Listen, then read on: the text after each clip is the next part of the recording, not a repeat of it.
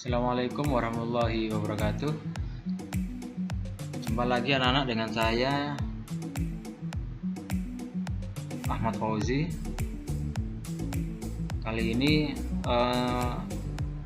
tidak membahas tentang pelajaran desain multimedia interaktif karena kalian sudah akan menjelang banyak ujian, salah satunya adalah ujian USPBK. Namun pada pertemuan kali ini saya memberikan pembekalan untuk menghadapi ujian USPBK, yaitu ujian sekolah, ujian satuan pendidikan berbasis komputer ya. Jadi nanti ada ujiannya, tapi nanti teknisnya menunggu info selanjutnya yang melalui handphone kalian masing-masing atau kalian datang di sekolah ya, tunggu info selanjutnya. Namun sekarang yang terpenting adalah kalian harus belajar walaupun dalam keadaan online seperti ini ya. Jadi pada saat ini saya akan memberikan pembekalan ya. Jadi nanti kira-kira yang kamu pelajari apa saja ya, poin-poinnya apa saja, kalian harus pelajari ya dengan betul-betul ya, jangan dianggap remeh, jangan dianggap enteng, karena ini materinya banyak tapi waktunya sedikit ya. Jadi materinya banyak, waktunya sedikit, jadi biar lebih mudah untuk dipelajari maka diberikan pembekalan ya. Oke, namun sebelum saya mulai, kita berdoa terlebih dahulu agar kita diberikan kemudahan untuk mempelajari materi yang saya berikan dan diberikan kemudahan untuk kalian besok ada ujian-ujian termasuk ujian USPBK ini, dan mudah-mudahan apa yang kalian cita-citakan setelah lulus dari SMK ini bisa tercapai. Berdoa mulai.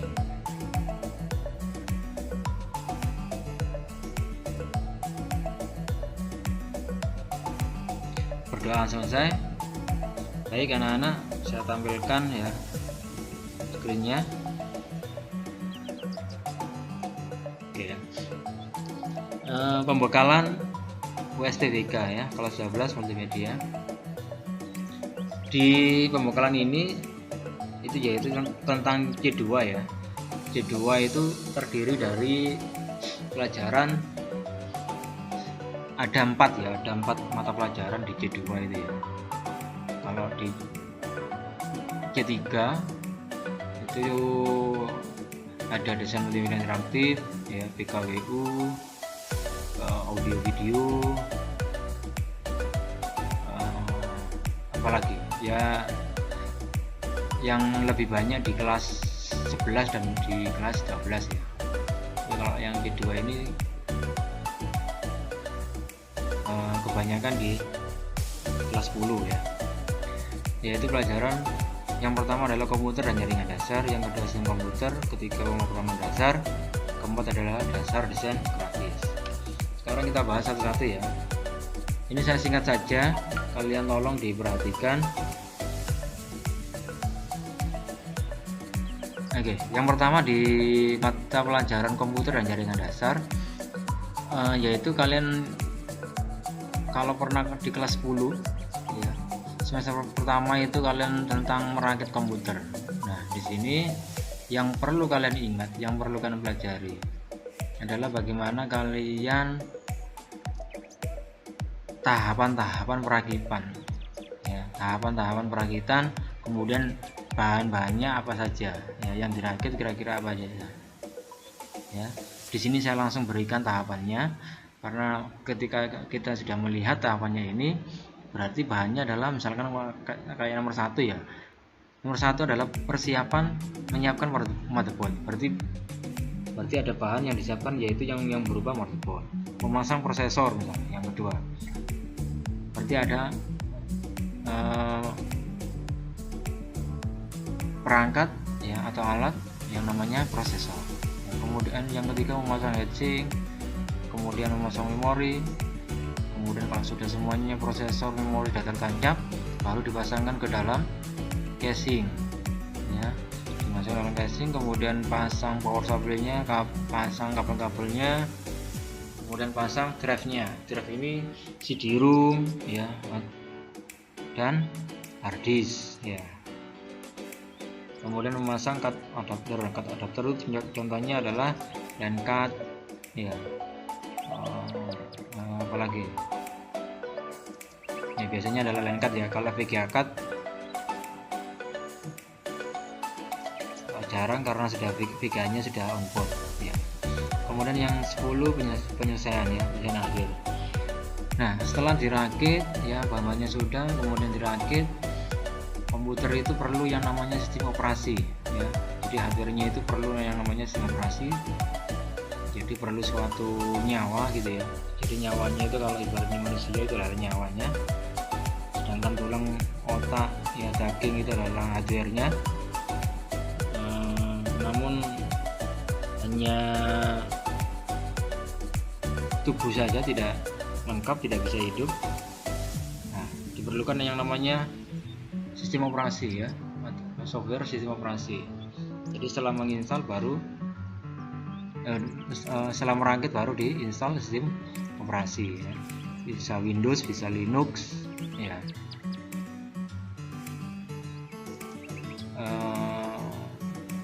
Baik, selanjutnya nanti ini harus pelajari ya yang lain tentang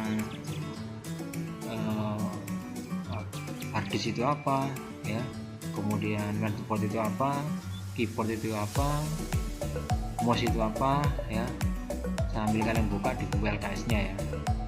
Kalau kalian tidak ada buku LKS, adanya buku paket ya, ya dipelajari, dibuka lagi buku paketnya ya. Oke, selanjutnya ya,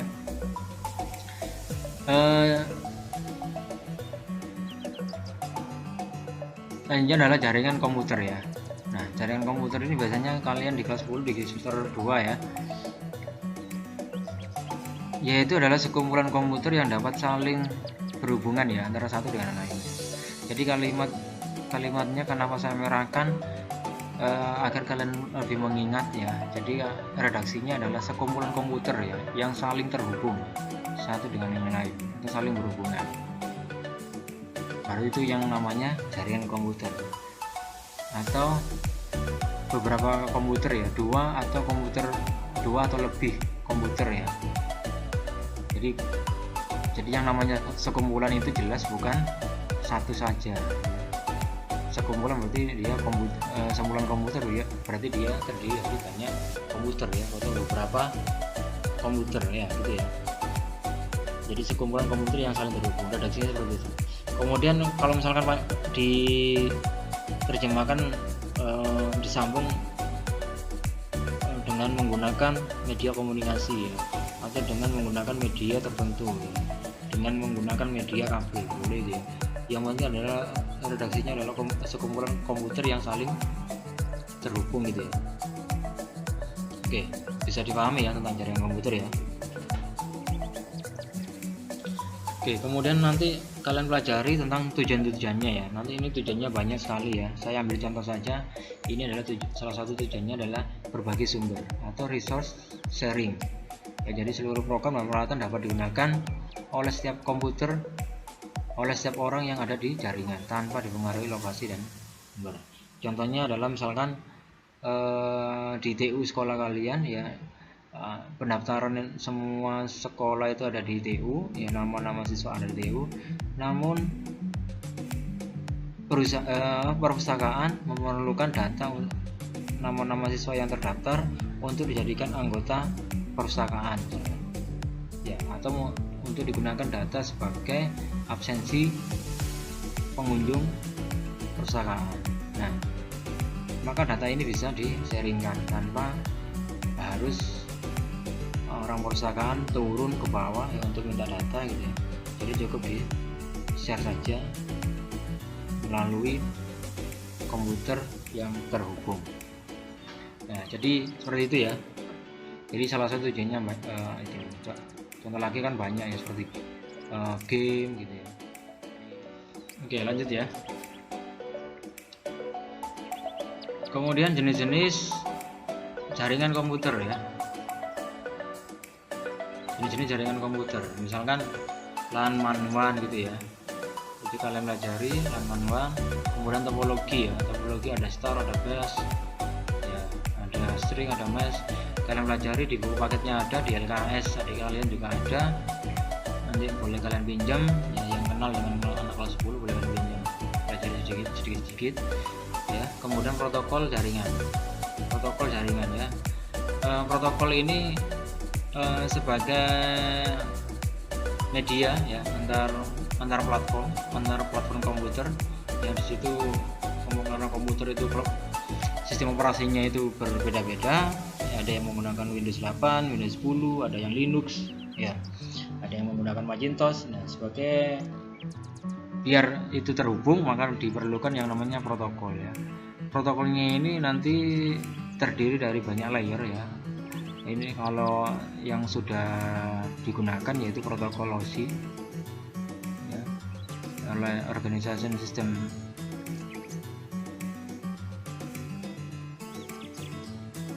Interconnected ya. Jadi di situ ada banyak layer, ada 7 layer ya, layer physical layer ya, kemudian media layer. Kalian pelajari, dibuka bukunya lagi tentang protokol jaringan komputer. Kemudian selanjutnya adalah pengalamatan IP address ya. Pengalamatan IP address yaitu tentang kelas A, B, C ya. Kalau kelas A bagaimana, B bagaimana, C bagaimana, kalian pelajari. Kemudian kalau mengkonversikan bilangan biner ya, karena alamat IP-nya itu kan berupa biner ya, sebetulnya berupa biner. Karena biar mudah diterjemahkan oleh komputer itu berupa biner, biar diterjemahkan dalam bentuk desimal sehingga bisa mudah dibaca oleh manusia. Oke gitu ya, jadi banyak dipelajari tentang IP address. Kemudian sistem komputer ya. Sistem komputer ini yang kalian pelajari adalah sistem bilangan ya. Sistem bilangan itu ada desimal, biner ya, kemudian konversi bilangan. Jadi konversi bilangan misalkan dari desimal ke biner ya. Biner ke desimal ya. Kemudian gerbang logika ya. Gerbang logika ini tentang itu tadi ya,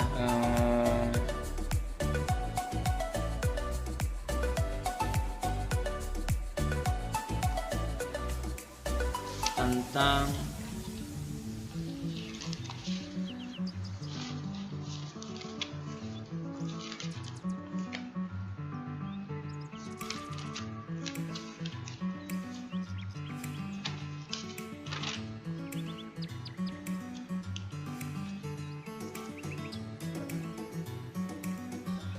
gerbang logika, yaitu tentang gerbang OR ya, gerbang AND, kemudian gerbang NOR, gerbang XOR, kemudian dari gabungan-gabungan dari itu ya.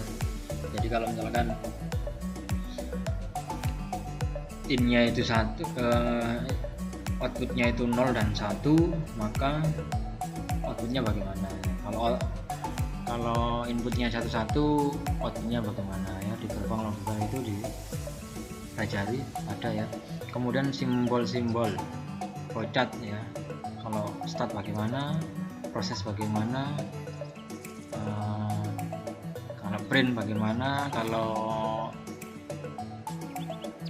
pengulangan itu bagaimana, if ya, kalau if bagaimana, kemudian kalau n itu bagaimana. Selanjutnya adalah tentang arsitektur komputer ya.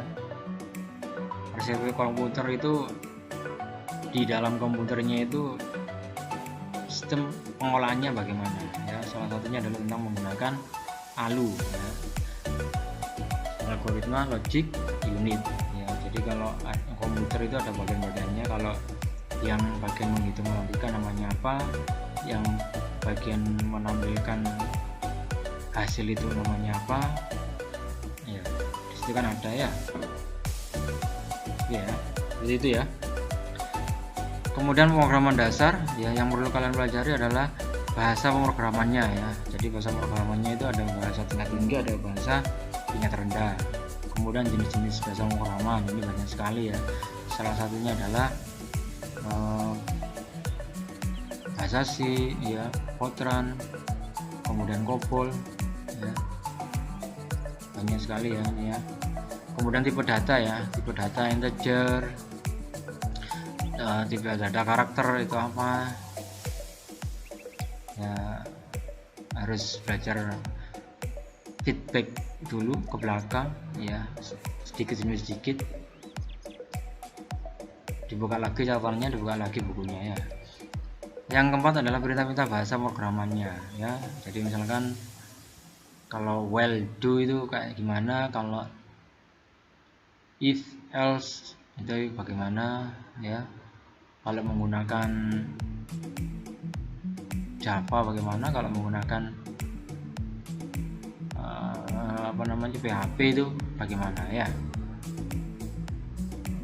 Jadi bahasa pemrograman itu apa, jenis-jenisnya apa, tipe datanya apa, perintah-perintah programnya bagaimana, itu yang sedikit perlu kalian pelajari. Oke, yang terakhir adalah tentang dasar desain grafis ya. Ini yang suka desain, yang suka gambar-gambar, ini saya rasa mudah ya. Jadi karena ini mudah, saya langsung saja kasih soal ya. Soal nanti kalian jawab. Nah, soal ini kalian jawab, kalian tulis di buku ya, beserta jawabannya, soal dan jawabannya, lalu difoto ya, kemudian dikirim ke email saya, yaitu zafi@gmail.com ya. Saya tunggu paling lambat 1 minggu ya. Jadi ini tayangnya hari Sabtu, paling enggak kalian hari Jumat depan sudah mengumpulkan ya. Nah, ini benar-benar dipelajari, jangan kalian anggap remeh ya, biar tidak blank ketika kalian menghadapi ujian. Baik anak-anak, terima kasih atas perhatiannya, semoga tetap sehat selalu dan selalu dalam lindungan Allah SWT. Baik, terima kasih. Saya akhiri. Assalamualaikum warahmatullahi wabarakatuh.